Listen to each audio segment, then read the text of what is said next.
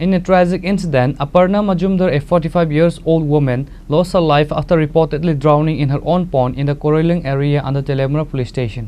According to the details, on Tuesday afternoon, Shopon Majumdar finished his work at home and not finding his wife, starting calling out for her. Suddenly, he noticed his wife lying unconscious in their pond. He immediately informed the fire department personnel, who recovered the body and brought it to Tripura Sub-Divisional Hospital. There, the on-duty doctor declared her death. Her relatives are in tears due to her demise.